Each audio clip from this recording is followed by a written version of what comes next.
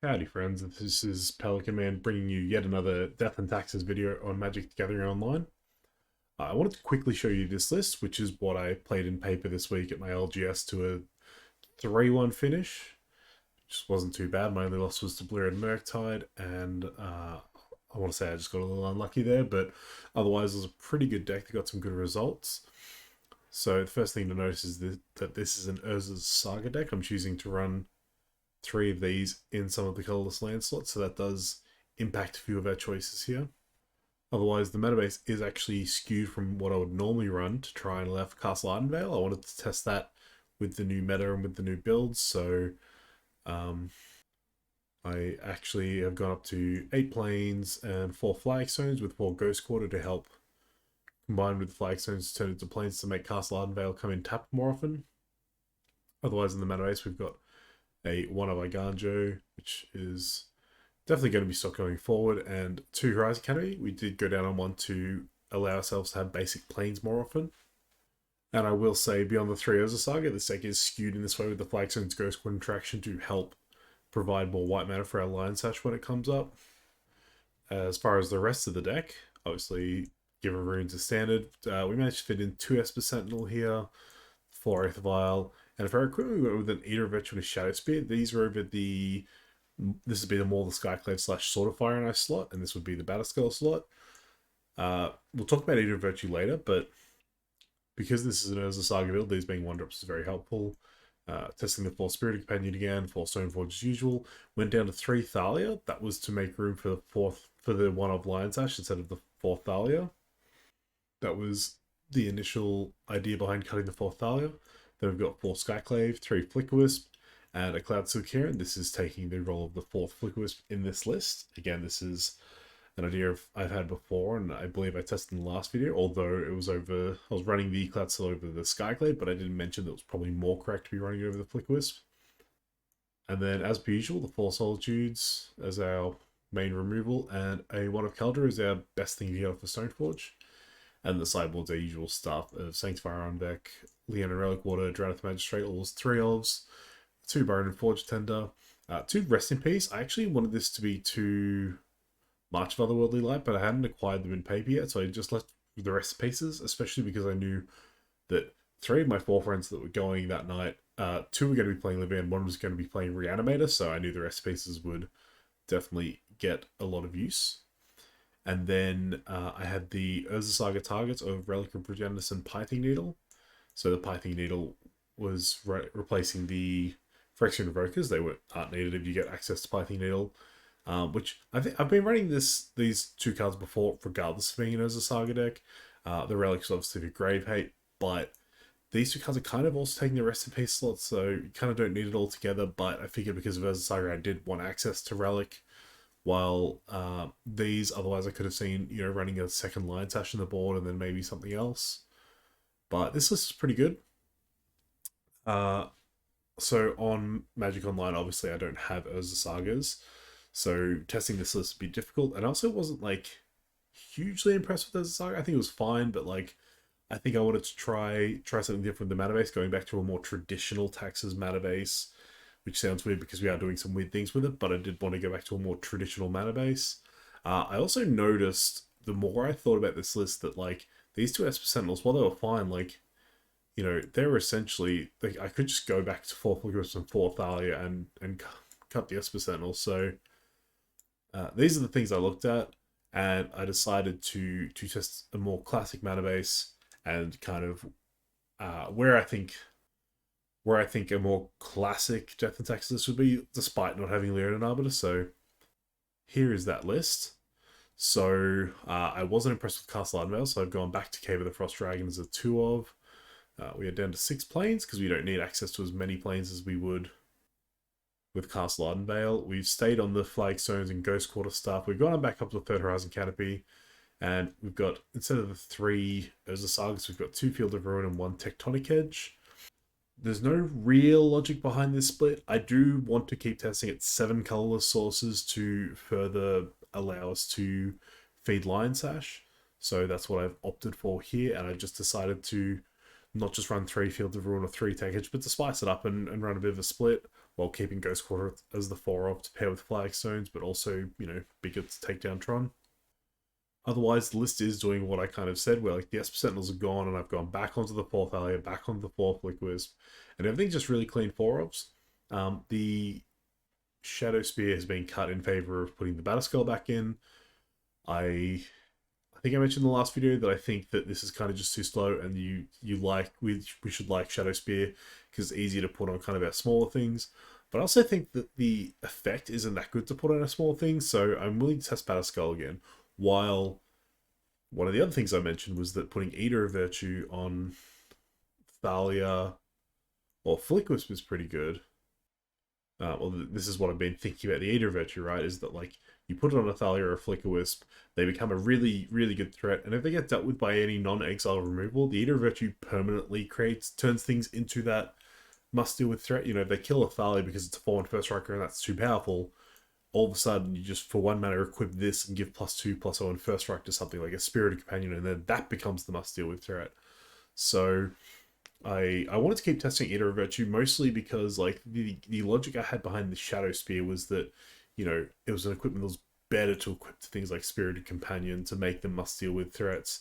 I think Eater of Virtue does that really well, and I think more the Skyclaves getting flying. I mean, we've got 5 flyers here and our 4 Flickers and our 1 Cloudsteel Kieran. So we've got a decent amount of flyers just by default. Eater of Virtue can become an equipment that gives flying if we manage to put it on a Flickers or a Kieran and they die and get exiled under it.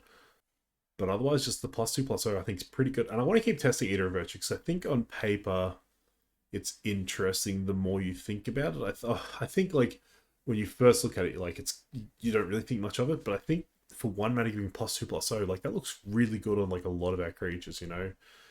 Stoneforge is kind of whatever, but Stoneforge isn't really built for that. Like it's insane on Spirit Companion, pretty solid on a Lion Sash, you know, really good on Thalia, really good on Flickwisp, really good on Cloudsteel Kieran.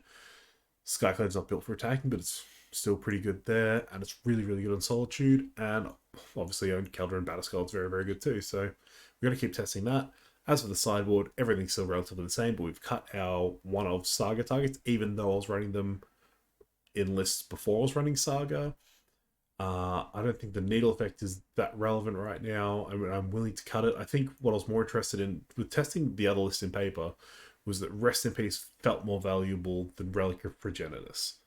So I think having access to them is pretty solid. I did like that Relic of Progenitus and Sanctify could take it part of the graveyard, and so could Lion Sash, so together they could work really well. But I think in the matchups where you want it, you just want to nuke the graveyard, and Rest in Peace just does the best job of that. We are on the 2 March of Otherworldly Light. I would like to test these. These are basically like these are basically prismatic endings in this deck, which is a weird thing to say because prismatic ending is generally just better, but like we're bringing it in to deal with 0-drops and 1-drops. The other thing is, like, obviously prismatic ending is better, even in this mono white list. If we're mainly bringing it to deal with 0 and 1-drops, prismatic ending is going to be able to do that for cheaper. But the upside of March of Otherworldly Light being able to do with Urza Saga, I think, is too good to pass up, so we're going to test it here and see how it goes.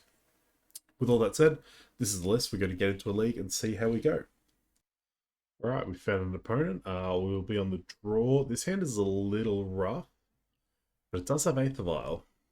It has Aether Vial, but it only has Flickerwisp, and it has the Caldra. This is tough because I love just keeping Aether Vial hands, but this is pretty average. If we're missing a hand hate deck, then it does even less. I think this is a scenario where like we can do better with a 6, especially against hand hate. Even though they haven't revealed Lurrus, I think I'm comfortable with that. This hand looks much better. We're going to keep liking the Eater of Virtue into like 2-drop. Stoneforge is still really good upside. I think I just don't need to get 2 Field of Ruins. So we'll go with that. See what our opponent's up to in their first turn. Okay, Mishra's Bauble. Very interesting considering they don't have Lurrus as their companion. 2 Mishra's Baubles, okay. Okay, and they just shuck into Steam Vents and do nothing with it.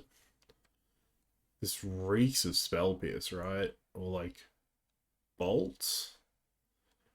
I don't even know what to think about this. I am just going to run out the Eater of Virtue anyway.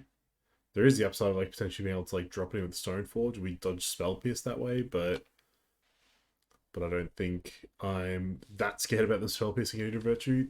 Our opponent cast Consider. The third Mishra's Bauble, looking at our top card again. So I'm assuming this is blue-red Murktide then. Which they could cast a 4/4 Murktide right now if they wanted to. It's kind of crazy. Like, Mishra's Bauble's a silly card. They do just cast a 4/4 Murktide. Okay. So I could play out Stoneforge here, but I think it's likely to just die, so I'll just run out Spirited Companion. What's the upside of playing a Stoneforge? I can't really do flying things just yet. Suppose if I play Stoneforge, they don't deal with it, Stoneforge can drop in the Cloudsteel Kieran. I think I like that. I'm going to get the Batterskull here, because I am scared of Archmage's Charm in this matchup. So I don't want to get a Caldra that we can potentially give to my opponent. So next turn, I think if the Stoneforge lives, which it isn't, I was going to use it to drop in the Kieran and equip the Eater of Virtue to it. Dashing in Ragavan, sure. Well, thankfully they've kind of tapped out, even though they'll get a treasure. Alright, they've hit Aether Vial. That surely doesn't do enough for them, right? No, they're just passing back. Oh, Solitude's interesting. So I think I want to lead with Spirited Companion. See what I draw, and I'm probably just getting rid of this Murktide. Yeah, I have no use for Thalia.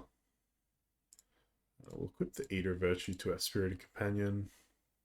Alright, we'll evoke in the Solitude. So my deck has no way to abuse it, but the correct way to sequence your triggers generally is to put the evoke trigger on the stack first and then the removal trigger. So that way this resolves, that's gone, and the evoke trigger is still here, so you can respond by, like, you know, ephemerating your Solitude or whatever else you might want to do. I suppose I could, I could Violent a Flickwisp here if I had a Violent 3 and a Flickwisp, so that is the correct sequencing to abuse that kind of thing. They're Lightning Bolting my Spirited Companion, that is fine. They're dashing in Ragavan yet again, that's also fine. Let's see what they hit this time. Ooh, Spirited Companion, that's pretty good for them. Yeah, they are just going to play out my dog. It's pretty annoying, I would have loved to have drawn that. Drew another Solitude, huh? Well, I'm just going to play out the Cloudsteel Kieran. And give it the Eater of Virtue. Plan here being if the Kieran dies whilst wearing the Eater of Virtue, the Eater of Virtue will now permanently give flying, which is cool. Alright, they're starting with an expressive iteration. Alright, they exiled the Misty, cracking the Misty, shocking in the Steam Vents, just casting a Ragavan, and lightning bolting my Cloudsteel Kieran. Okay, so Eater of Virtue's got flying on it now. So I can draw a land here. I can cast this Solitude. If I don't draw a land, hopefully I draw something I can cast. Okay. I'm really tempted to just Solitude this Ragavan. But I think the Batterskull is going to be harder for them to deal with. Then I'll just pass turn. Oh, Otawara. That's pretty good. Thankfully their clock isn't like crazy good here, but we just have to hope they don't get anything good off this Ragavan hit, which we don't have many good things to hit. Flagstone's fine. Ooh, land is really nice. So I'm going to play out the Solitude. Get rid of the Ragavan. And we're going to put the Eater of Virtue on the Solitude. And if this manages to survive a turn somehow... Nope, Unholy Heat. Okay. I was going to say, well, we could equip the Batterskull to it.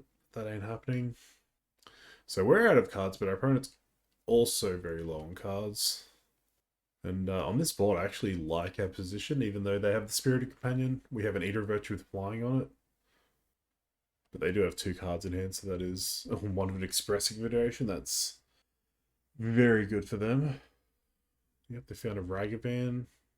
We need to draw something good here. Aether Vial was not something good. Alright, I'm just going to play out the Aether Vial anyway. I think. Suppose I'll Field of Ruin to try and remove some lands out of our deck. And they failed to find. Let's just play the Aether Vial and pass, I suppose. I could tech edge them off a land here.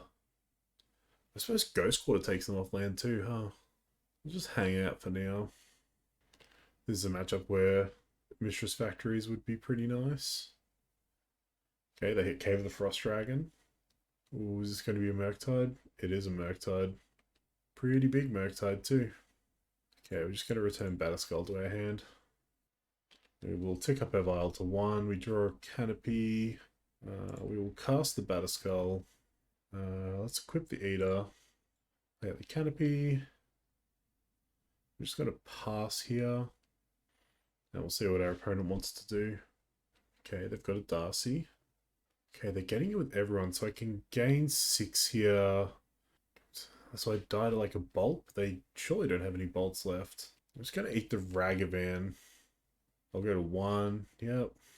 But now I can attack, gain another 6. And I can start taking them off lands too. I can Skyclave their Darcy. So I think that's where I'm going to start. Actually, I suppose I'm going to start with sacrificing Horizon Canopy. Draw Thalia. I don't really care about Thalia, but she might be good here. Okay, play Skyclave. Alright, go to combat. We will attack with our Batterskull. Go back to 7. Now let's destroy a Steam Vents. They've still got 2 treasure tokens, which is not the best for us. We'll pass our end step. We'll force them to use this blue mana now. Archmage's Charm trying to steal our Germ. I think that's just game. Yeah, it's just game. That's unfortunate. Let's go to sideboarding and get into game number 2. So, March of Otherworldly Light can deal with Ragavan, so it's not the worst. Sanctify is really good at keeping them from being able to play Murktides. So he's Rest in Peace, honestly. I think Murktide's one of the better cards in this matchup. All their removal's red, so Forge Tender looks really good. So what doesn't look good here? I think this is like a tension between March and Skyclave here. Giver of Runes is pretty good. Eater of Virtue did a lot of work there. I think I can trim 1 Thalia. They are a spell-based deck, but I think she's just a little too slow here. Because I've got the Batterskull especially, I'm happy to cut Caldra and have Batterskull be my big equipment to go for. I think because I'm bringing in enough stuff that can deal with their Ragavans and Darcys, I can actually cut the Skyclaves here, which is something I like the potential to do that. And then what else? Yeah, because I'm bringing the Marches, they can deal with it. Like Burners can block them forever, Sanctifiers can keep them at bay. I don't know if Lion Sash is the best here. Maybe it's just like the trims of like 1/8 Val 1 Giver of Runes. And then Liquid isn't like crazy good. I think I like that. Let's try it like this. The sideboarding's not perfect, but let's see how it goes. Yeah, this hand's good. We can keep this. We'll have an early Forge Tender. Got Rest in Peace to come down. Aganjo's actually pretty good against their Ragavan stuff as well, I think. Alright, they're starting with a turn 1 Dragon's Rage Channeler. We're going to surprise this with a Forge Tender Vial into Eat It, I think, next turn. They're Bauble targeting us, so they will know this card we're about to see. Cave of the Frost Dragon. Okay, so we'll play it out. It's optimal to play it out anyway. I am just going to play out Rest in Peace here to make sure their Darcy stays small. And we'll pass to them. Hopefully this Darcy will attack so we can eat it with a Forge Tender. I think if they're smart, they don't attack here. I don't think there's any value from them attacking. Alright, they've looked at our top card again. They are attacking. I guess that means they have removal in hand. Well, unfortunately, opponent, I have Burned and Forge Tender. So I can't remember if my last video had Eater of Virtue in it or not, or if this is new technology, but I love Eater of Virtue with Burned and Forge Tender. So you can put the Eater of Virtue on it, and then sacrifice to prevent the damage from a spell, and then the Eater of Virtue just permanently gives pro-red. Similar like putting on a Sanctifier, and if the Sanctifier happens to die or whatever. Well, we've drawn another land, so that's cool. I'm just going to leave the Forge Tender back here because I just don't want them being able to dash in a Ragavan or whatever. This Recipe will stop them from casting Murktide, which is really good for us. Alright, hardcast Ragavan. That is fine. So this is a matchup where there's no real value on leaving our Vial on 2. Well, I suppose we've only got Flicker Wisp at the 3-drop slot. So the reason I leave it on 2 is for specifically Stoneforge. I think I'll take it up to 3. Drawn another land. Wow, this isn't going well. This is just how this silly matchup went in paper for me. So I mentioned that I went 3-1 against this at my LGS in our weekly Modern League. Game 1, I kept 5 land double Vial because I knew what they were on, and I knew Vial would be very important, and I also knew that Archmage Shaman was likely to potentially steal the Vial, so having 2 seemed really good. And I proceeded to draw 5 more lands over the next like 6 or 7 turns or something stupid. So now we are going to leave our Vial on 3. At this point, we can just frickin' hardcast Solitudes, so it doesn't matter. I'm going to play the Ghost Quarter here, and I'm going to Ghost Quarter my own Flagstones of Trocaire, just so I can thin my deck of a few more planes. Okay, they've cast Archmage Charm, choosing to draw 2 cards. That seems fine. The question is whether I want to Vial in this Flicker Wisp. I feel like it's just going to die as soon as I do.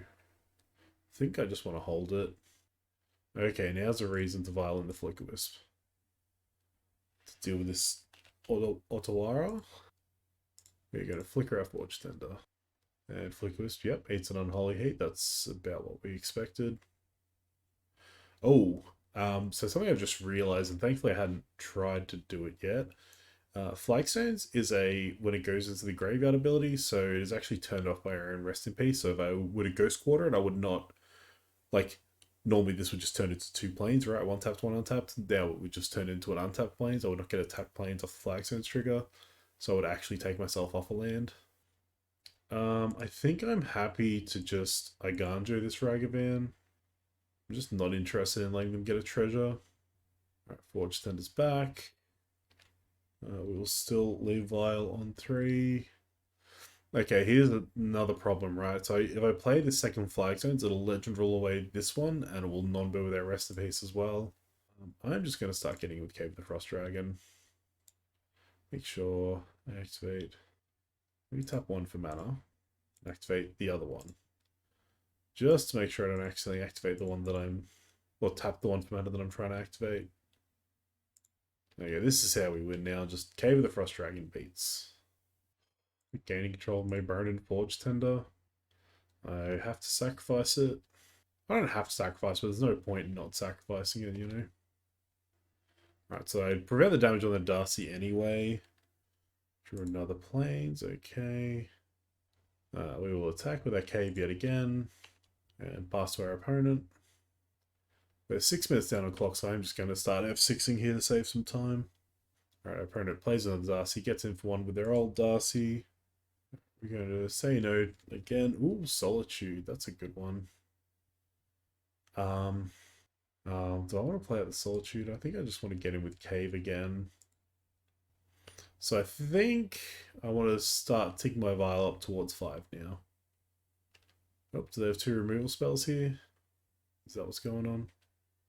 Yep, a Bolt and Unholy Heat will take down our Cave the Frost Dragon. We do have a second one to follow it up later, so that's kind of fine. Alright, they finally found their engineered explosive. They're playing it out on 2. This is going to make short work of our Rest in Peace. Alright, we'll take the Vial to 4. And we immediately get punished by drawing the Flick Wisp. That's fine. Let's just get in with a Cave again. Alright, let's put them to 9. Yep, they pop the AA.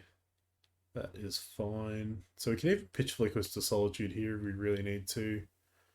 Our opponent's just getting in. That to me says they can't get Delirium this turn. Okay, so we're going to take the Vial up to 5 now. Draw another Vial. So float a mana of Flagstones. Play a new one. Get a Plains. We'll animate Cave of the Frost Dragon. And get in for another 3, which will put our opponent to 6. Okay, they don't have removal for it. I was kind of expecting they might. Okay. So they've got a Lightning Bolt for us. Okay. Okay, they're going to cast Consider. Going to try and get these Darcy's big. Which means they're going to vomit out their hand now, probably, so I can potentially untap with the Solitude. Alright, they're just attacking for 2. I'm not really interested. I feel like they've got nothing left here, so I'm just going to put the Solitude in now. Just get rid of the Darcy. If they have Unholy Heat, they have Unholy Heat, but that's fine. Oh, looks like they don't. Well, I can stay where it is. Run another Solitude. Okay. We will get in for 6 and put them to 1. If we hadn't Solituded their Darcy, they would go to 0 here, but I think that's fine. Okay. Ooh, I should have vialed in my Solitude there. I had F6, so that's my bad. Trying to save some time. Alright, so we go to 6. Is this going to be a Murktide? Yep. Alright, so we've got all the basic planes out of our deck now. We untap. We find Stoneforge. I'm going to start with the Solitude. Get rid of the Murktide. Give our opponent a bunch of life, which is unfortunate, but oh well. Play the Stoneforge. We're going to force them to deal with the Stoneforge here, I think, by getting Keldra. Oh, I took Keldra out. Okay, Batterskull there? Maybe just, let's just Lion Sash. We've got heaps of mana. This Lion Sash is going to be good regardless if I keep my Stoneforge or not. So we've got 2 cards in hand. They need to deal with Solitude. They also kind of deal with Stoneforge. They kind of need to deal with the Lion Sash. Solitude's a really good draw. They got Counterspell? Okay. Now let's go to combat. Attack with Solitude. See if we get to gain 3. We do get to gain 3. Okay, I'm just going to chill, I think, and try and drop my Lion Sash off the Stoneforge in the end step. Maybe that's wrong. No, maybe I'm just going to hardcast it still. Alright, dashing in Ragavan, sure. I am fine with trading my Stoneforge for a Ragavan. Alright, back to me. Let's play the Lion Sash. Exile their Ragavan. Exile their Polluted Delta. Exile their Island. So it's out of bolt range now. We'll reconfigure it to the Solitude. Okay, they don't deal with the Solitude in response. So we will hit them for 6 and gain 6. Right, our opponent's just passing back. Let's just activate the cave. And attack with 2 lethal threats. Alright, they blocked that. You're still going to die to the cave opponent. Nope, they have Unholy Heat. Yep, they still die. Alright, game number 3 with 7.5 minutes to go. Well, it's doable. It's not good, but it's doable. Alright, this hand's good. I'll keep this. So having 7.5 minutes means I'm not going to pretend at all. I'm not going to like hold up mana like I have something if I don't. I'm just going to do the things I can do and leave it at that. Like hit F6 as soon as I can. Alright, our opponent considers bins a Ragavan. We've got a Forge Tender. They have a Bauble. The Sanctifier can't come down soon enough. Come on. Alright. Ooh, we draw Rest in Peace. I'm actually going to play that out instead. Yeah, because it's more impactful. Just deals with their bin straight away.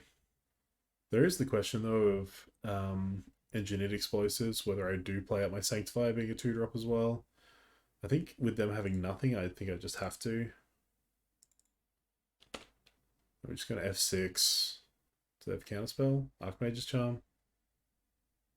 Alright, Archmage's Charm to counter. I'm just going to get in. Alright, they just pass back. I'm just going to pop this Canopy right away.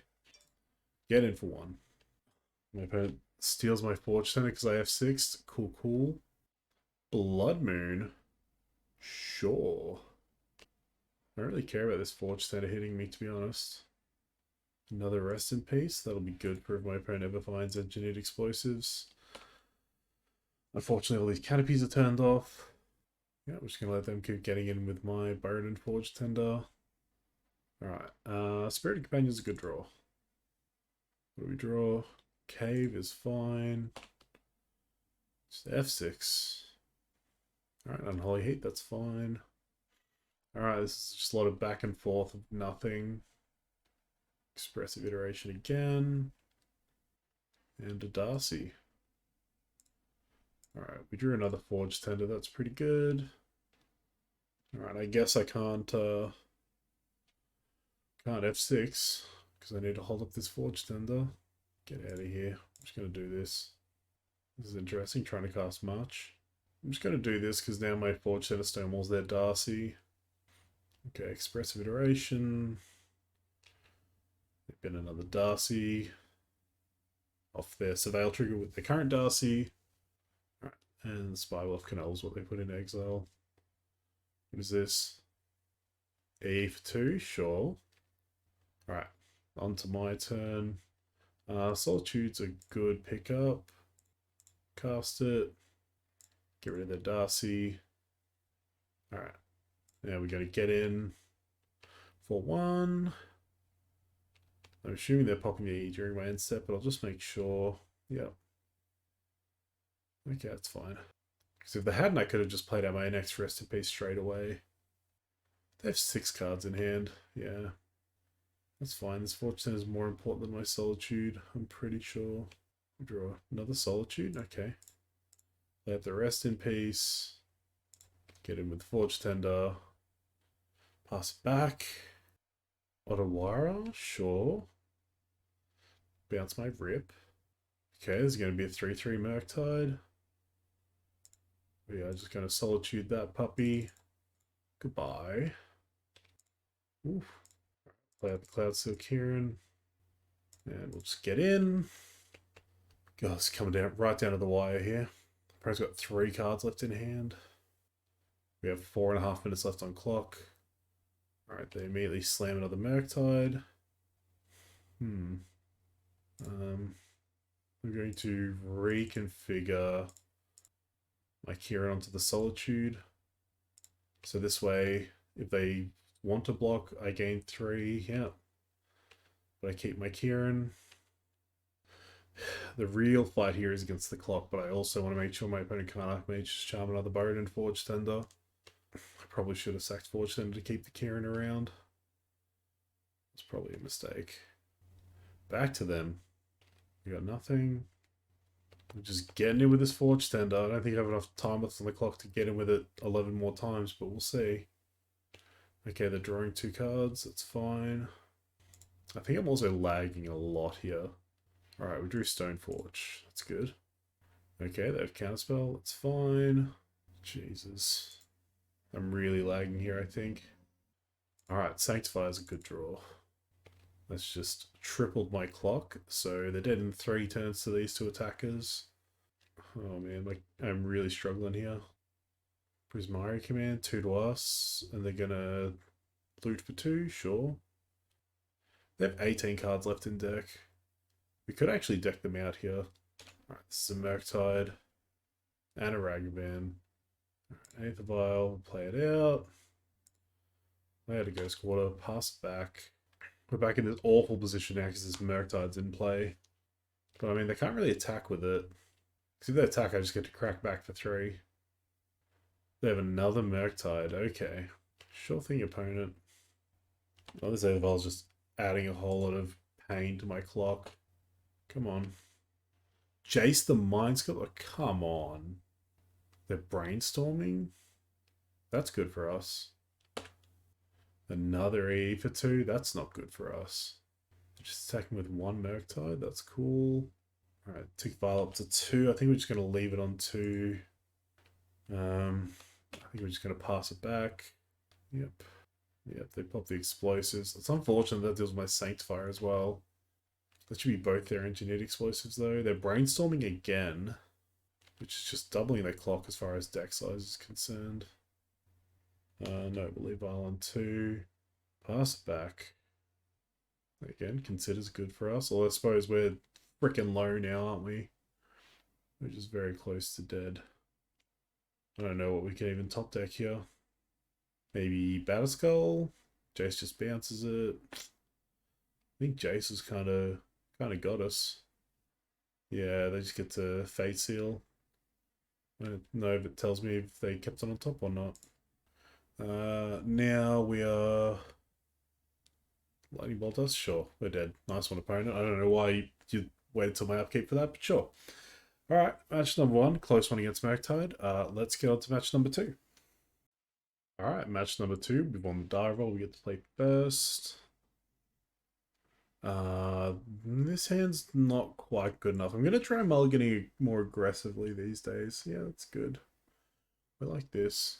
They're probably trying Luris, so they probably have hand tape, but whatever. We're still just going to keep this. So yeah, I've normally been one to mulligan pretty aggressively, and I feel like recently I've been trying to keep hands that are just capable. So I'm going to go back to being a bit greedier and see if that can pay off for us. My opponent just nearly skipped through their first turn. If I had an F6, I think they would have skipped through their first turn. It kind of surprised me to the point where I stopped and gave them the opportunity to undo. Ragavan's a nuisance because I can't really do anything about him this turn. But I am going to play out a Stoneforge. Now, it'd be nice to be able to get Caldra here. But I think I can just get Lion Sash and just like do a value Lion Sash next turn. If I draw a land, I could like play out Cloudseek here or something. I've got the Flick Wisp, so I think I just want Eater of Virtue.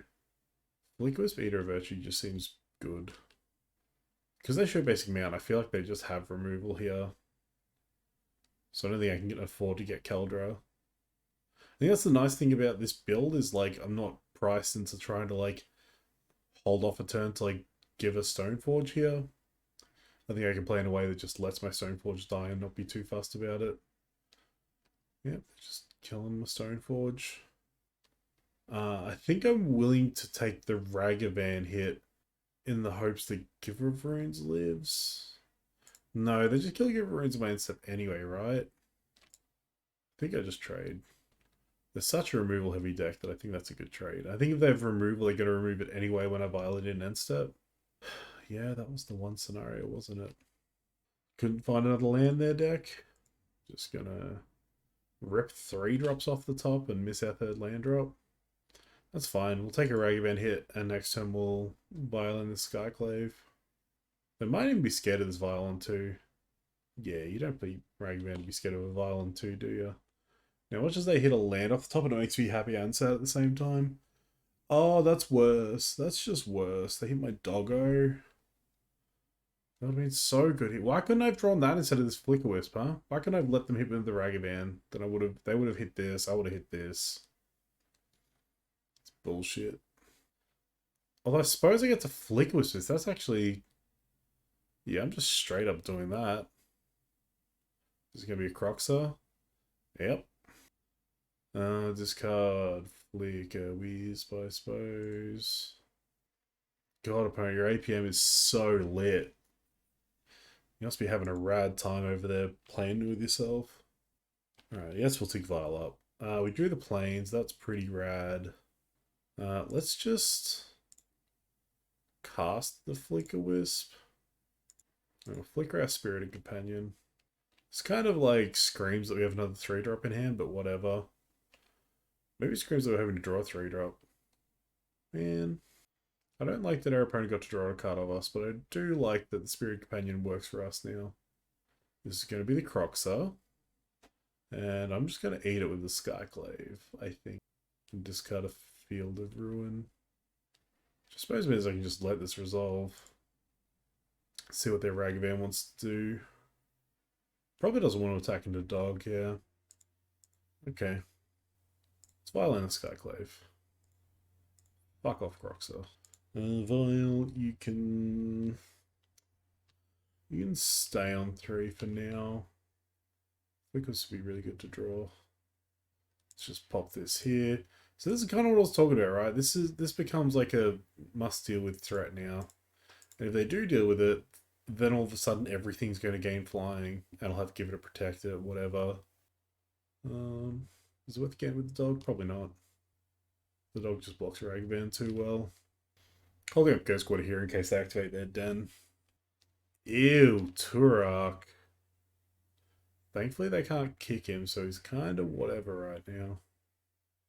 Who's this? They bought Luris. Okay. Ragavan's attacking. Okay. This dog's done his job, man. Leaving Vial on 3, please. That seems pretty good. We'll once again get in for 5. And once again tell you to deal with our Flickerwisp. A lot of lands there, opponent. Oh, that's rude. Well, I suppose I'm putting it into play. Would have been nice to deal with the Lurus with it, but sure. What are they doing now? Oh, it's the Lurus. Sure. And you're going to play that Ragavan opponent? Nope, they scoop it up. Okay. Sure, I don't know what that whole turn was for then. I thought they were going to... Like, if they dash Ragavan there and attack, I just take it and then just, like, pro-black the Skyclave and kill them. But I think even if they play the Ragavan, what if I attack with everyone? They get to go block, block, block. That's good for them. I don't know. I don't know why they scooped.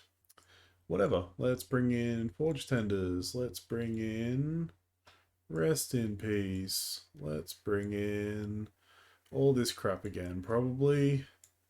They have enough creatures that I'm not sure how I feel about Thalia. I definitely want to trim a Vial. I don't really want to trim a Giver. Solitudes are good. Flickwisps are fine. Keldridge are really good. Batterskull? Batterskull, I think... I'm going to cut because of Hooligan's command. Kieran's cuttable. Sash is fine. Eater of Virtue seems fine. Maybe I don't want March. I'm very great for basic, so I do like Rest in Peace. Yeah, maybe I just don't need March. Like, Skyclave is just really good in this matchup, huh? Otherwise, I could, what, trim a Giver, trim a Flickerwisp? Trim a Skyclave, trim a Flickerwisp? Actually, trim a Skyclave, trim a Flickerwisp sounds good. Alright, let's try this. I'm not sure that March is actually good here. But I think, like, upgrading a Skyclave to 1 seems fine. It sounds good. Not good if they hand haters turn 1, but if they hand haters turn 1, I'm going to be sad anyway, so... Let's have the most chance of not being sad. Let's go for that line. They led with Graven Cans? Well, that means they're not casting a spell. Okay. They're not casting a coloured spell this turn is what I should have said. Wobbling in my upkeep? Sure. This isn't a matchup where that's a relevant move, but okay. You do you, opponent. I'm proud of you and all the optimizing you're doing over there. Okay. I suppose this lets them see both my cards, and that's still the same if they did it in their turn and my turn. I don't know. My opponent's a god. Whatever. I don't understand the big brain plays. Another Graven Cans? Oh, opponent. I am so sorry. This game is over, dude. This is why we don't cut Keldra. Jesus. Like, yes, this game's, like, over regardless. Like, my opponent just hasn't hit colored mana. But, like, they could come back from this game in, like, a lot of scenarios, but not in this scenario. Nope, we're not casting the Keldra. We're activating Stoneforge. Yeah, because this game is just going to end so freaking quick now. Literally 4 turns, right? Whereas if I got like a Batterskull here, it would be like 6 turns. If I got, what, Lion Sash and ate their baubles, it's what, like... You know, they're not playing Lurus anytime soon, you know? They're probably scooping pretty soon to this, I'd imagine. Yep, there we go. Match number 2 in the bag, baby. Although we can't really count that game 2, but, you know, considering our match 1, I think I'll take that against the Ragavan Darcy decks. Alright, let's get on to match number 3. Got an opponent for match number 3. This is a solid hand. Solid hand in the dark, we'll keep. Our opponent mulligans to 5 so far, okay. Calling Tron. Our opponent kept to 5 and have started with a tapped Sacred Foundry and nothing else. Good to know they have an upkeep stop on my turn already for no good fucking reason. And we'll pass it back with the Giver runes. Lightning Bolt the Giver, of course. And nothing? No follow-up. Alright, Thalia it is. And you'll go, opponent. Show me what you got. Alright. Tapping 2 mana for a lightning bolt on the Thalia, and that's all they've got. Okay. Got another Thalia, huh? Well, I guess I just play that out then. See if they want to do the same play. They do not. Okay. We're going to attack. So I guess they had a 2-drop then, is what that tells me. Play out the flags. We will play out a Spirited Companion. Draw Solitude. Okay. This game should be in the bag. Yep, they scoop it up. Alright, let's go to sideboarding. So I saw literally nothing of the deck except for like 2 lightning bolts. So Forged Tenders, Sanctifiers, and I guess Marches, if they have, assuming they're like red, white, burn, right? Because I think I just want to like get rid of Skyclaves and turn them into Marches. I like Thalia's here. I like trimming a Vial. Kieran doesn't seem good. Keldra's fine. Sash is unnecessary. I like the Forgiver. I could also trim a Giver and leave in the Sash. Let's leave in the Sash. Probably because I want to keep playing with it. Or maybe the Kieran, actually. Maybe I just want the Kieran to like reconfigure it onto a Keldra randomly. I don't think that's the thing I should be doing. I'll leave in the Lion Sash because it's a new card and I want to keep testing it. And I think there are potentially game states where like I'm reconfiguring onto a Solitude to gain a bunch of life or a Batterskull or something. Yeah, Mulligan to 5 from burn seems pretty yikes. Alright, this hand's pretty Gasolina. We will keep. Our opponent mulligans to 6. Do they continue mulliganing? Alright, they keep their 6. Good on you, opponent. Proud of you. Alright, they fetch with Bloodstained Mire. Shock in a Sacred Foundry. Legion Loyalist. Alright, they're on some goblin nonsense. I'm okay to take 1. I'm not going to Solitude this little guy. So I don't know that Thalias look good anymore. I'm going to play the Vial. I'd like to hold up March, but I think it's like, I need to kill 1-drops with it, right? So I need to hold up with for 2 mana. Alright, our opponent has a second land, but they're still just getting in with this one little guy. I am happy to keep taking this. Alright, tick Vial up. So I'm not sure if Thalia is actually good here or not, so I'm not going to play her out. I'm going to hold her up to be the pitch for Solitude. Oh, second Stoneforge is good. So I'm just going to play out a Stoneforge. Kind of force them to interact with this one and have the second one as a surprise. You don't, opponent, come on. You don't bolt in response to the ETB. That just gives us all the information to know, like, that we definitely shouldn't get a Keldra. They're just getting some F6 value here. They're just fetching now, huh? Alright, opponent. Well, there's 3 permanents in bin, so I kind of like Lion Sash. If I can get this Solitude into play, Eater Virtue is going to be radtacular. I think there's no point getting Batterskull, because I'm just going to get Batterskull with the next one. So... do I just get Lion Sash? I'm going to get Eater Virtue. That's what I'm going to do. This league is all about me wanting Eater Virtue to be good, so I'm just going to keep aggressively grabbing it and hoping that it's good. Okay, opponent. Whatever it is, you are certainly doing it. I'll give you that. Oh, Sanctify seems really good here. Let's...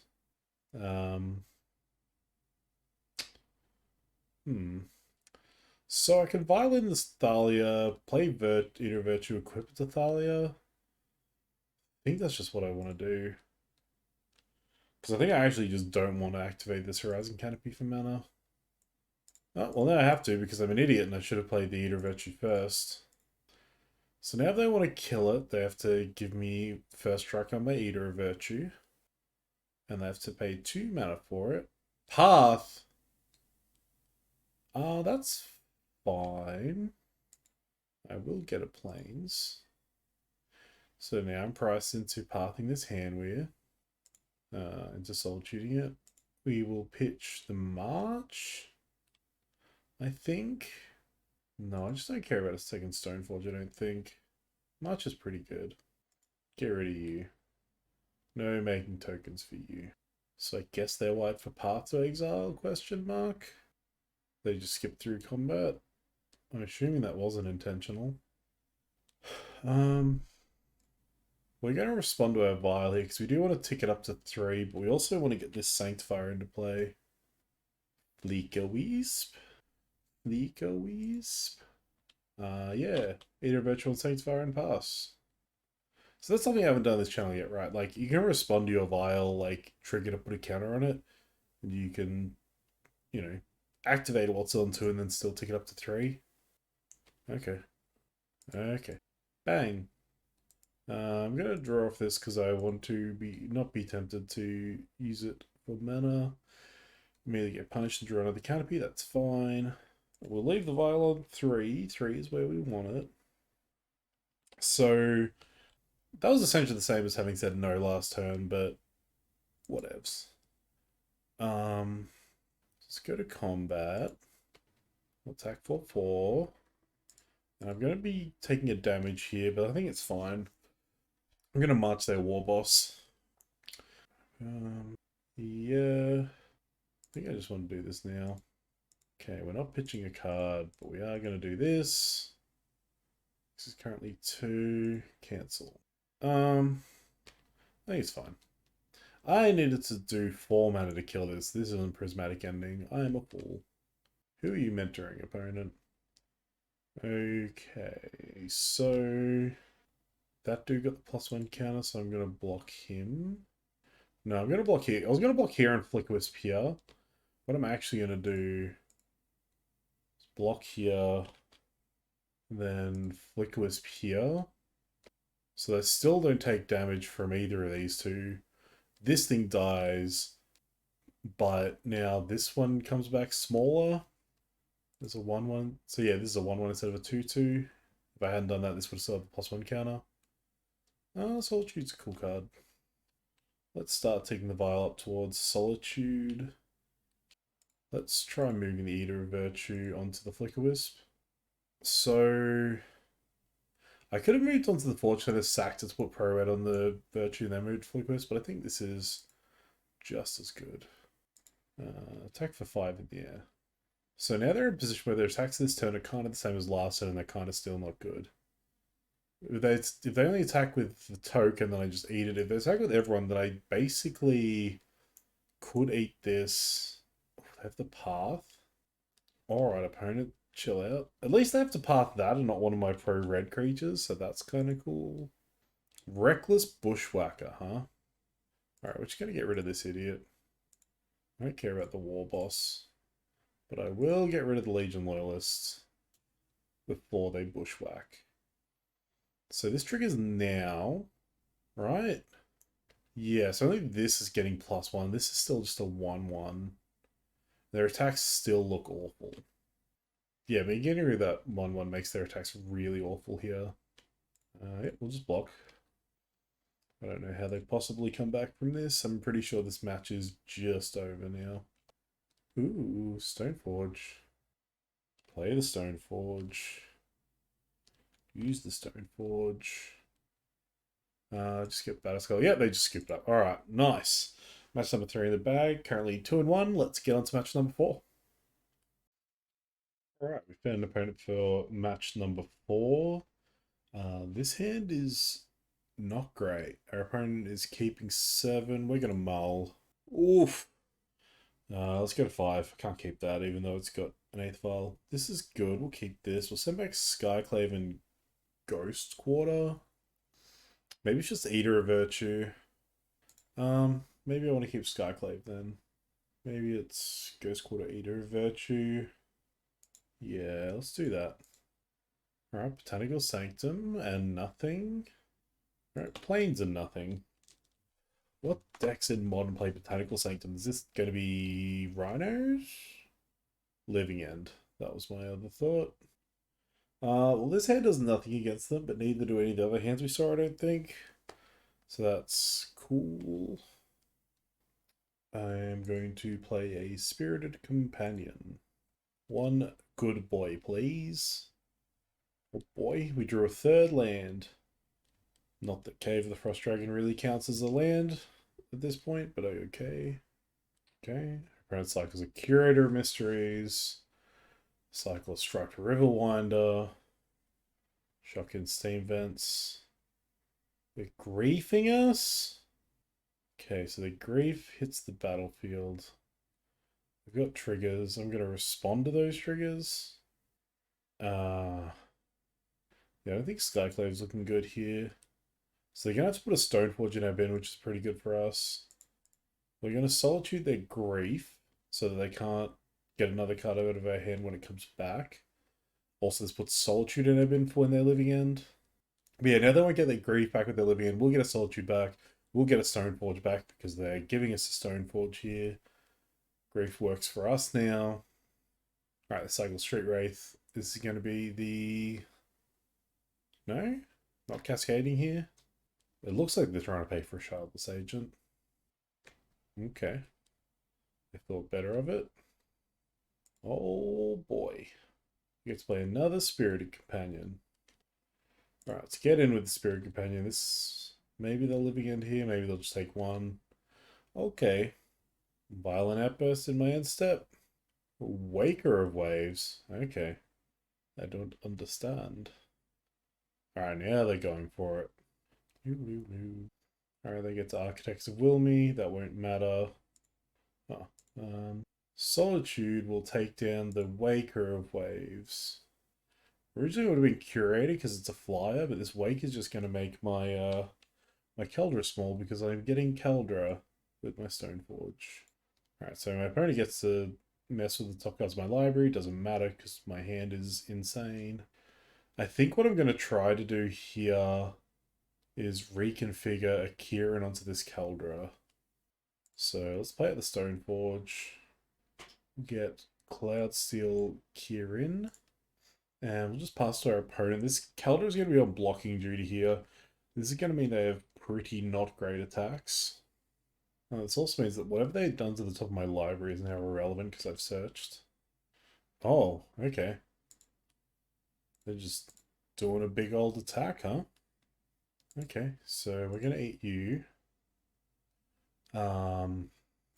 Suppose you will trade with you. And you can just chomp block here. That's fine. Murder the Striped Riverwinder. And we lost 3 whole life and we have a Keldra in play. So are they going to, like, cascade into another living end here? Aether Vial's a fine draw. Just play at the Aether Vial. Play the Ghost Quarter. I suppose we'll just pass it back there. Yeah, we'll just hang out. Alright, cycling other architects. The graveyard's not really crazy impressive though. Paying 2 left to cycle Street Wraith. Okay. We'll put the Kieran into play. So, reconfiguring is not like as good as I was originally thinking because if they're living end, then I just lose the like Platinum Angel text. So if we're like on lethal damage, we will die. I'm just going to attack with my Germ here. No, I'm not. I'm still just going to reconfigure. This forces them to deal with my shit. Forces them to like living end or whatever. At which point the Kieran will stick around. I think my plan now is to just fight through all of their living ends. What are they doing? Did they not realize I gave this thing flying? Like, and also this is getting exiled now. I feel like if they have a violent outburst, they might have to use it here just to like try and save face. I feel like that's what this pause is. What is this? Otawara on my Germ? Okay. Your creature is still blocked, opponent. I want to see a land off the top now. We will indeed tick our Vial up to 2. We found the land, okay. So now we can just equip the Keldra to the Kieran. We still chilling. Alright, back to me. Yeah, let's tick Vial up to 3, I suppose. What are our 2-drops? Yeah, I don't think our 2-drops matter. We'll Vial up to 3. Failure. Let's try Field of Ruining their steam vents. See what happens. I think they only have one basic. It looks like they do only have one basic, so I'll take them off red. And we'll play out the Thalia. Am I willing to take 4 to hit them for 8? I think I am. But then if they attack all out, I suppose I get to block here. It's probably fine. Let's start finishing the game now that I've taken them off red. I get to animate Cave the Frost Dragon next turn as well, so if they attack with the Curator, I'll be hitting them for 11. I can kill them, actually. If they attack incorrectly here, I can just crack back for lethal. Yeah, that's wrong, opponent. Unless they're about to cast a Shardless Agent post-combat. Which I think still works out well for me, because I'll be getting back 2 Stoneforge Mystics, like a Solitude, 2 Spirited Companions. All to hit me for 4. Alright, this is going to be game, I'm pretty sure. Rising Canopy, I don't think that changes anything. So if we're wrong, they can still only hit us for 7. I think it's worth running this risk here. Yeah, that's a lethal attack right there. Nice. So they won't have Furies. I want to bring my Drowneths, obviously. I want to bring in Rest in Peace, obviously. Everything else is kind of whatever. Sanctifier is a consideration. It doesn't do heaps, but it does get rid of Griefs and Street Wraiths. And I think the way we lose is to I think a fair living game, we can actually fight pretty well. But if they have enough Street Wraiths, I think that's where we lose. So we could potentially be upgrading some of our worst cards into these. Well, Skyclave doesn't do anything. Let's just these here for now. Skyclave doesn't do anything. I like Eighth Vial. I can trim a Giver. I can potentially cut Giver altogether, actually. Eater of Virtue is still going to trigger. Cloudseeker is not at its best here. They probably have a lot of spells that deal 2 damage as well, so I think that's another reason to cut it. Spirited Companion, I think, is fine. Stoneforge is a win condition. Thalia is going to be really good at slowing them down early. Solitudes are really good. Bascal and Calder are kind of both interesting. Obviously, Lion Sash is very good. Vial's really important. I don't think I can cut any of those. I think I can potentially cut a Flicker Wisp. Flicker Wisp doesn't do heaps. I can potentially cut Batterskull as well. So whether Sanctify is that worth it? I think Flicker Wisp is actually pretty bad here. The one thing is it's a flyer. What if I was just to cut Flicker Wisp in this matchup? What if I left in the Kieran and what left in the 4th Giver of Runes? I actually think I like that. And now we get to be because we want to leave our Vials on 2 in this matchup anyway. So now we get to be super greedy on that because we literally only have Kieran as a 3-drop. See what happens if we just become hate bears in this matchup. We're going to keep because we got Giver into Drowneth. And I don't know that we can lose if we are able to protect Drowneth. Well, Grief's just going to take Drowneth, so that's unfortunate, but similar to the Thoughtseize matchups, mulliganing this hand doesn't make things better for us, you know? We would need, to mulligan to a 6 that had 2 things that stop them. Just giving them free information here with the Cave because it's going to come in tapped otherwise. Interesting, we've got Ghost Quarter and Field of Ruin here, so we could potentially take them off mana since they have literally 1 basic. So there's the Street Wraith pitch. And also this is black, so if I draw a Sanctifier in back here, it's actually really good. It means they're living able to only get back Strike Riverwinder and we get us back Drowneth. Solitude's a good draw. I'm going to have no white card to pitch if I play this Spirited Companion. My opponent missed their land drop though, so... Wow, they missed their land drop. That's really good for us. Another Spirited Companion is also really good for us. I'm not interested in protecting the doggo. We'll get in for 1. Just in case they have another Grief, I will hold up this Solitude. Well, they found their land, and they're doing nothing with it. We drew Caldra. Okay. They have 1 basic. So if I Field of Ruin them here, I mean, it lets them... they can tap it and then get the basic, so... Yeah, I can't afford to Field of Ruin them here, because it actually ramps them then. You know, they get to tap this for mana, and the land they get off the Field of Ruin, they can tap mana as well. So I just wait for them to use Mana and Field of Ruin now. I could play the Spirit Companion, but then I have to draw a white card for the Solitude to be good. Okay. I'm gonna Field of Ruin now. And they've used that mana. This way, next time the Ghost Quarter is Strip Mine. Alright, they're digging for their land. They found a land. Alright, I feel like this Ghost Quarter is going to get them real good. Do another Spirited Companion.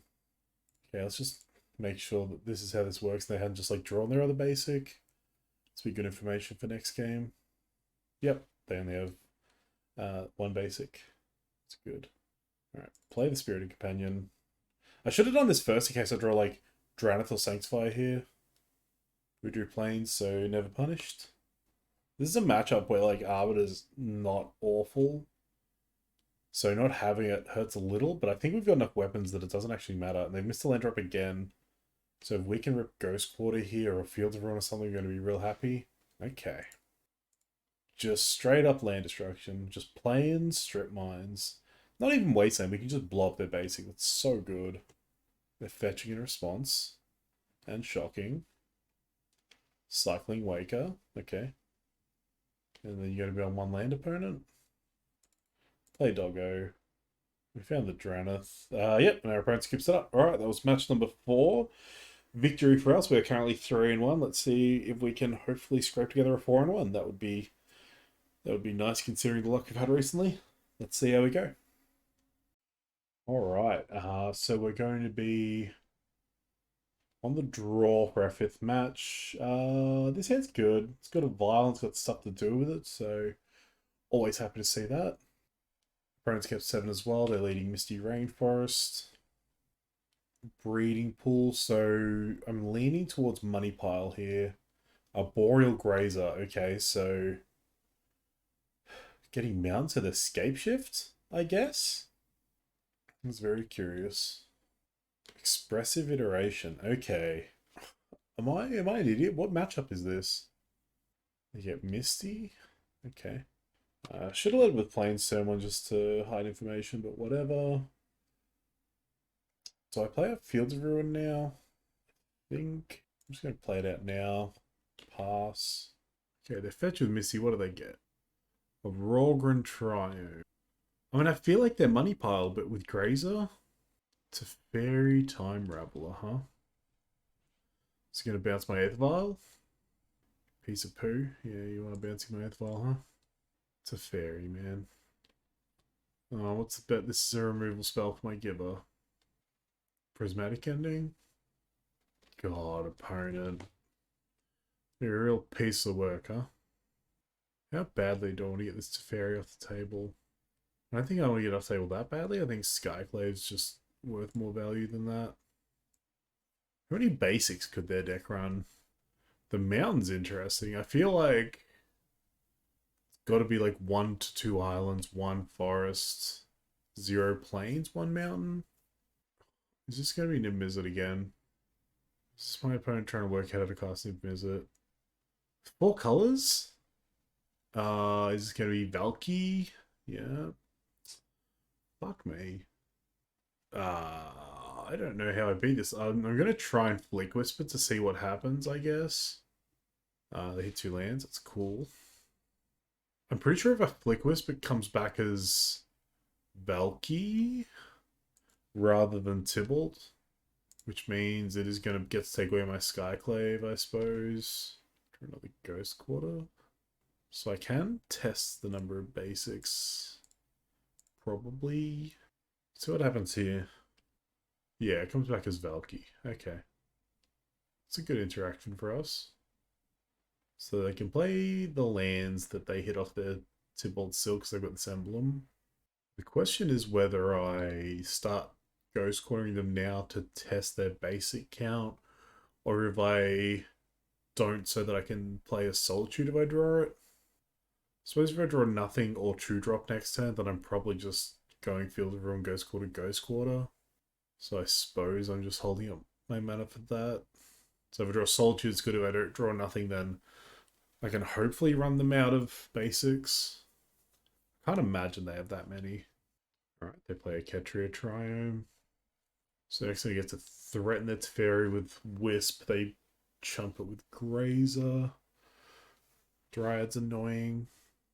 They're playing my planes. Yeah, I'm just gonna let Valky hit me. I'm not interested in trading my Flicker Wisp. Although would I get Skyclave back? How does this work? Until he leaves the battlefield. Yeah, so I could have got my Skyclave back. I don't think I care. Okay, Vial on 2, another Vial on 2. Listen, then I could have both go up to 3. But if I draw Stoneforge specifically, I'll want to play 2 Lion Sashes. And what, the one drop I can draw is a Giver. So I'll just cast. Yeah, I'll take them both up. Oh, El Doggo. I suppose we go to combat first. We attacked Fairy. I'm just going to do this now. Put the Doggo in. We draw Giver. Okay, so I'm just going to... what have they got? 3 blue sources, 3 red sources, like a million green sources, no black sources. Suppose let's start hitting their triomes. Okay, they get an island. Play out the Giver. 1, 2, 3, 4, 5. Do I just hold up Ghost Quarters again? How many basics can they have? Let's do a quick Google.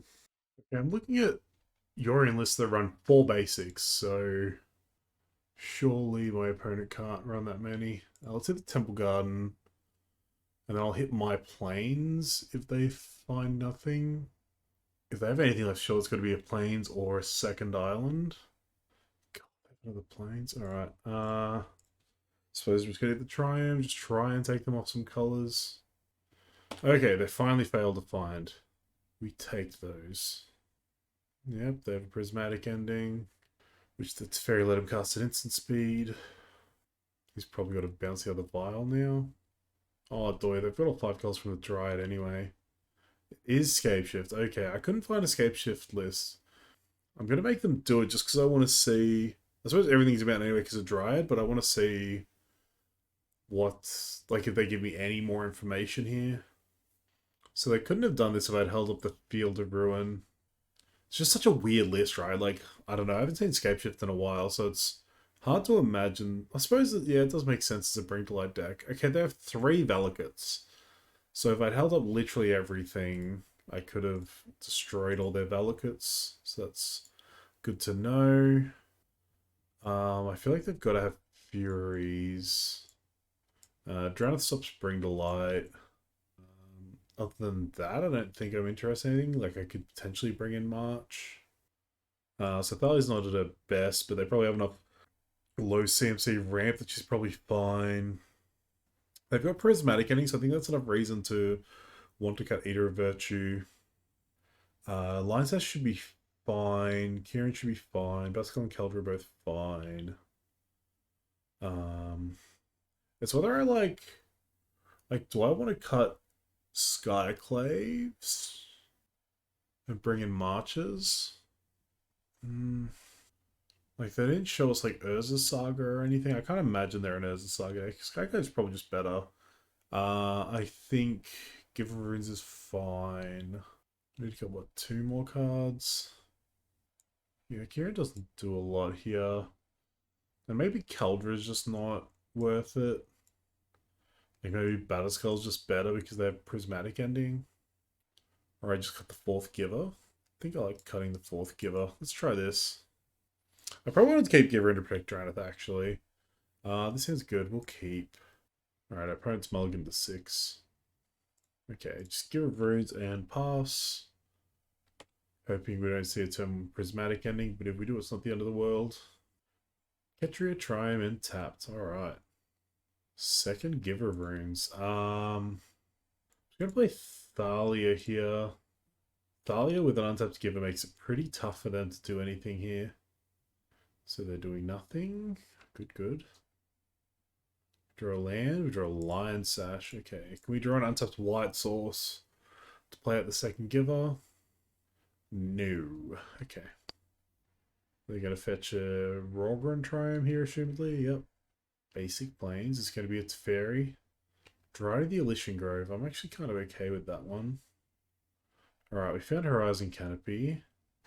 Got a few options here. I think I just want to give her and drown it and hold up Solitude. Seems fine. The question is, do I want to Ghost Quarter my own flag so to give me more white sources for the Lion Sash? It's probably a matchup where Ghost Quarter's just got a lot of value in blowing up Velicus, right? Alright, we'll just pass it back. If we get to untap and we get to untap with 2 givers without summoning Sickness, this game's probably over. Another Ketru Triumph, sure. Ren and 6 from my opponent. Okay. Sure. Get a land back. Oh, shocking in the breeding pool. Another Dryad, okay.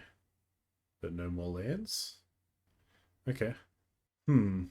So I can Skyclave here, take it a Dryad, but I don't think I care about the Dryads anymore. Although I suppose if they Scapeshift here, I'm dead.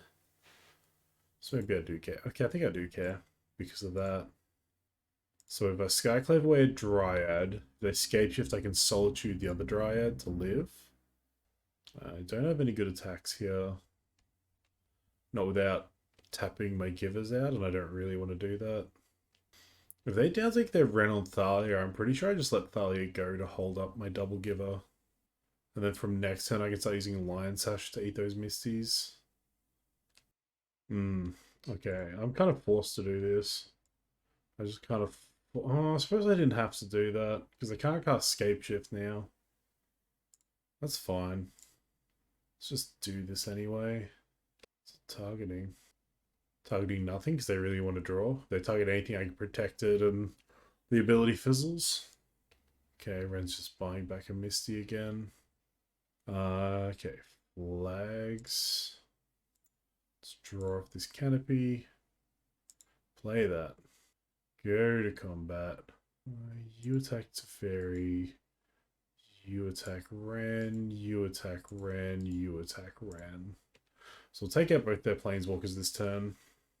We could have put them to 9 here, but I think it's worth just getting both their Planeswalkers out of the way.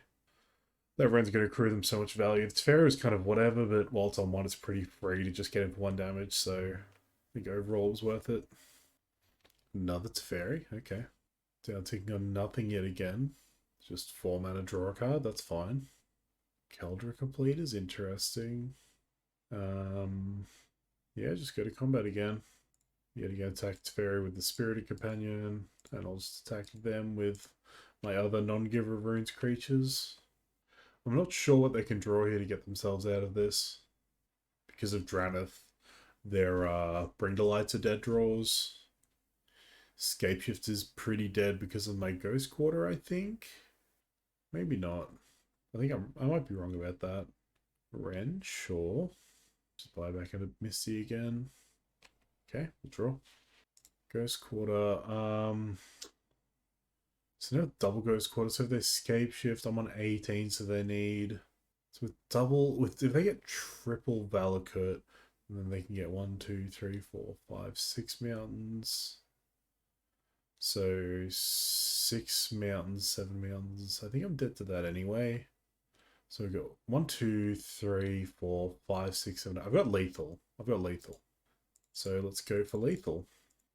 Lethal with 2 Giver Runes to protect. Attack them. Attack them. Attack them. So this is 9, right? 3, 4, 5, 6, 7, 8, 9. Yep.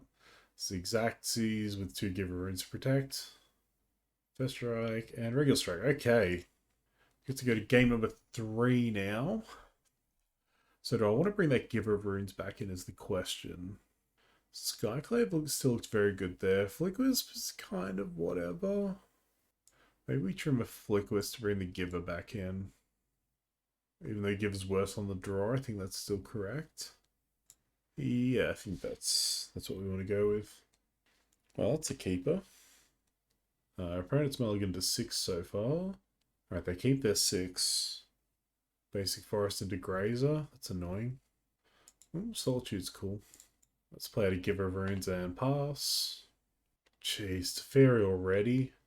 Yep. I'm just going to play a Stone Forge here. And I'm just going to get Batterskull, I think. I don't think there's any advantage to the Lion Sash, so yeah, I'll just get Batterskull. So they can't bring to light yet. Dryad, sure. With no extra land drops, they're stuck on 3 lands. Play the Ghost Quarter, activate Stoneforge, put Keldra in. They're missing a land drop means I don't need to put Draneth down this turn. I'm just going to try and take down Teferi. Okay. I don't understand the point of the block because that just meant the Grazer died as well as the Teferi. Alright, we'll play out the Giver and pass. Drawing a land would be nice, so we get to drop the Batterskull and play a Draneth. If I don't, I suppose I'm just playing Giver, playing Draneth. Alright, Expressive Iteration's pretty good for my opponent. Misty's in exile. Did they find another land to play as well? Because, like, yeah, they could put a land in hand and a land in exile and play both because they have Dryad. Looks like they didn't. Yep, Ren returning a land, that's fine. Found a Plains. Am I just doing Draneth Giver anyway? I suppose first order of business. Let's attack Ren. See if their Dryad wants to be a hero. I think it's good either way for us. Either they lose the Dryad or they lose the Ren, both of which are pretty annoying for us. Alright, they're letting Ren go. Good for us. Play the Giver. Play the Draneth. So I've had an option for a while to like Solitude pitch Stoneforge kill this Dryad. Like I've always known this last Stoneforge is kind of irrelevant. So I potentially could have pitched Solitude for a while here. I think I'd like to stop them like just getting value off playing extra land drops. Like if I'd done it in response to the iteration or the Ren or whatever, they wouldn't have been able to play their 5th land, but they're just going to get to play that land drop anyway, so Flicker Wisp. I don't think I need Flicker Wisp right now. Let's go to combat. Attack them with the Germ. So I can play Stoneforge, get Lion Sash. I think I'm going to do that actually. I was going to say, I can get Lion Sash, potentially play it, start eating things, whatever. I'm not interested in that just yet, but I am interested in doing this and holding up the ability to drop a Batterskull off my other Stoneforge. Or I could even drop the Lion Sash off it. But I get to do that and hold up the Ghost Quarter. But also potentially like pitch this Lion Sash to the Solitude now. Although I think it's more valuable than a Flicker Wisp. Without a Vial, I think it's more valuable than a Flicker Wisp. Alright, they're fetching down to 11. I just want to say these games have been a showcase of like Giver of Runes is still good enough around the deck. I know she may have looked less impressive recently, but that's just because she eats so much removal. As soon as you get 2 in play without Summoning Sickness, it just kind of goes off. Ren. Do I want to respond to Ren? I don't think so. I don't think I care about them getting another land into play still. This just puts them to 10. Got another Dryad? Okay. So if I put Lion Sash into play, I can reconfigure. I can make my Keldra a 7/7. Alright, just put Batterskull into play. I think just putting Batterskull into play is better. Now if I draw a land, I can move the Batterskull to Keldra. Fortunately, that's kind of nice. Is it worth attacking Ren with anyone? I don't think so. So that's 9. I can just kill them here. Unless they've got a pitch elemental.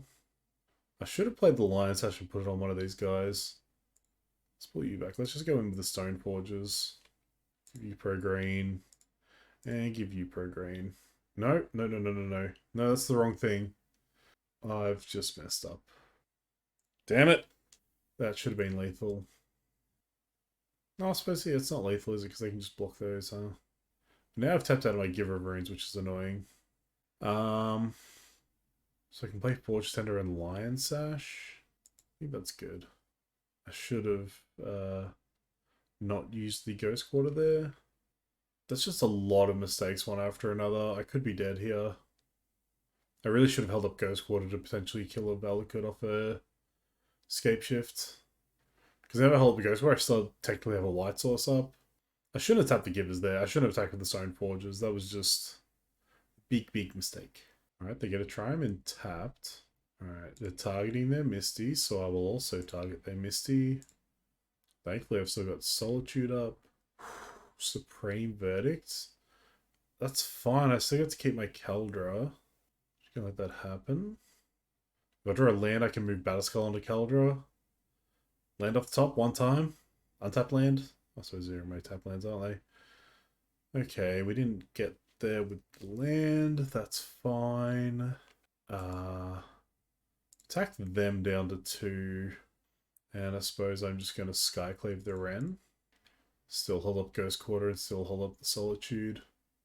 Suppose now they can bring to light the Valky. Just to be fair, my Giver of Runes wouldn't have stopped anyway. Prismatic ending my Germ. Sure. Dryad, sure. What else have they got? Valky. Well, I suppose I just have to pitch for the Solitude. Otherwise, yeah, I've just got to do this. Do I?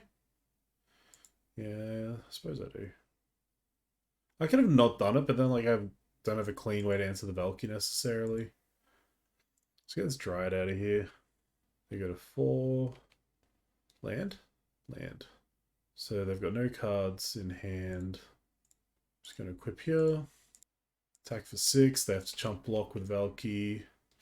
Alright, now we just need him to not draw like Scapeshift or Bring to Light. We did it! 4-1. Alright, let's go to the post-league wrap-up and talk about how that went. Alright, so we got a 4-1 with this list. I was pretty happy overall. It did really well, I think. Another thing, like, I've mentioned this before with my recent league since Neon Dynasty's dropped. What it felt like pre-Neon Dynasty was that a lot of my wins were 2-1s that I had to really scrape through, and all of my losses were 0-2 smashings by bad matchups. Our first loss there, a 1 loss there to Blue Red Murktide was a 1-2 that was like pretty close, and then we just got 3 clean 2-0s in a row. Some of that was a lot of variance on our opponent's part. They had unfortunate draws, but, you know, and that last match was a 2-1, but like, you know, it was a match we didn't expect in Scapeshift, and it took a while. Like, I think I thought maybe there was Scapeshifts early, but it was kind of hard to confirm whether they were or they weren't. Just going through all the cards. Game of the Frost Dragon, again, like, there was one time where it coming in tapped hurt a little. For the rest of it, like, it being a 3-4 flyer actually won its games. Aganjo was really good. Thankfully, we didn't have to play as a land at all this league, but we got to kill a Ragavan with it, which was cool. Field of Ruin, Ghost Quarter, and Tech Edge. They proved pretty useful. We got to punish the Living End matchup really well because we know they're on a single basic. Tech Edge being a one-off, still not sure how I feel about it. It did come up in a game as being okay, but like, that's a matchup where our mana denial was really good, so Ghost Quarter or Field Room would have also been good. The main thing I like Tech Edge for is against like the control matchups, being able to take them off Supreme Verdict mana and stuff like that. So I'm not sure the one I was necessarily like. I could say like having some Mistress Factories, maybe a one of Mistress Factory, or maybe go back to 8 color sources and have 2. Go back to the like 4 Ghost Quarter, 2 Field of Ruin, 2 Mistress Factory mana base that I've liked. I did like having a lot of White Source for Lion Sash, so Flagstones was cool. We did get punished a little with our Rest in Pieces in the board, being a non-bow with Flagstones. Canopies were fine, we did draw with them a lot. Giver of Runes really shone in that league. 8th Vial was 8th Vial. Eater of Virtue actually put in a lot of work in some of those games. I was actually very impressed with it. Considering this is taking the Sword of Fire and I saw more of the Skyclave slot, it cost 1 to play and 1 to equip, and there were a lot of times where I played a Stoneforge and just tooted for it just because I needed my value weapon, and like the fact that it got 2 mana, like you can play a Vial and a Stoneforge on turn 3 with a Vial and 2, play it and equip it immediately, even with a Thalia in play. Like that one time where I Vialed in a Thalia for some reason and then had to pay extra for my Eater of Virtue. The fact that you do that so quick, it's like, it's what more the Skyclave does as well, but the fact that you can just keep equipping it for 1 after the thing dies is really nice. Like, it's really makes it really resilient to removal, which is what, like, a kind of nice bridge between Maul of the Skyclaves and Sword of Fire and Ice, but this is a 1-drop. And again, like, putting on Flickwisp or Thalia is really good. There was that one, like, Red-White Goblins match where they kept pathing out stuff, but, like, path giving us lands was fine. Like, Prismatic Ending is where it looks bad, and those are just matches where we cut it. Stoneforge is really good again. Keldra and Batterskull. Batterskull was pretty good. I think it's better than Shadow Spirit Venona Saga. I think that's where I'm leaning at by default. Caldera was great as always. Like I really think for those times where we are clearly ahead, like Caldera just like closes the game out. I think that's so important for us. Spirit Companion was insanely good again, actually. Like just really, really solid. Just did a lot of work. Even like when my opponent hit off Ragavan and got to cast and draw a card themselves, being able to Flick Whisper and get it back meant it kind of broke even. Lion Sash actually did a bit of work. Got to exile a few things, reconfigure it, beat in for a lot of damage. I think I put on a Solitude and it had like 4 counters on it. It was really good. Skyclave I think is good again in the meta, and I kind of like that when it's bad or like not at its best, we get to do this like Duke of taking them out and bring in some marches. I think that's pretty interesting. Liquid was solid. Classic Heron didn't really do a lot this league, but it also just wasn't bad. Like I think it was really fine. Solitude's very strong. For the sideboard, I think because Living End is more prevalent and Rhinos is fallen by the wayside. Drownath isn't as necessary anymore.